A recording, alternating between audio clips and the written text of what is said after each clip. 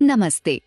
आज हम बात करेंगे एक महत्वपूर्ण टैक्स सेविंग टेक्निक की, जिसे कहते हैं टैक्स लॉस हार्वेस्टिंग।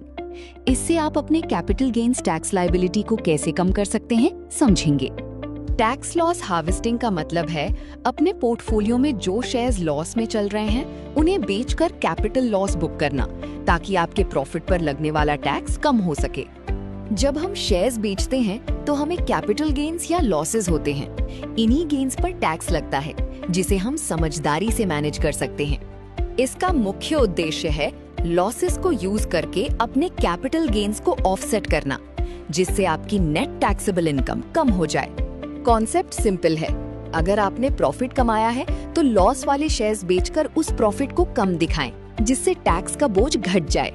सबसे पहले अपने पोर्टफोलियो को रिव्यू करें और उन स्टॉक्स को पहचानें जो आपके इन्वेस्टमेंट गोल्स के हिसाब से परफॉर्म नहीं कर रहे हैं।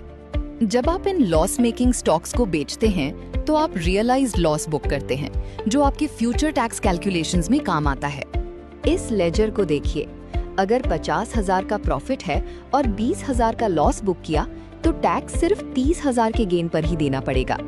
ये एक स्मार्ट टैक्स प्लानिंग है। इसके लिए जरूरी है कि आप साल के अंत तक अपने पोर्टफोलियो का मूल्यांकन जरूर करें।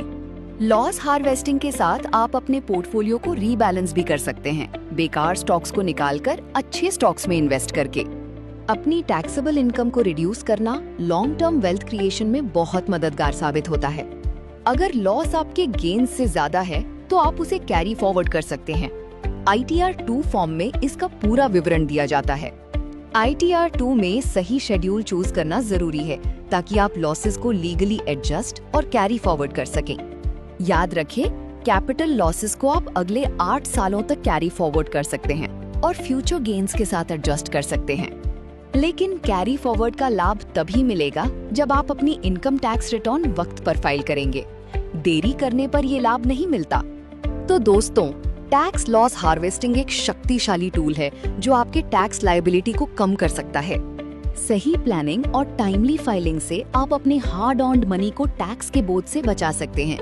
अंत में, हर इन्वेस्टर की सिचुएशन अलग होती है, इसलिए कोई भी बड़ा डिसीजन लेने से पहले अपने टैक्स एडवाइजर से परामर्श जरूर लें। धन्यवाद।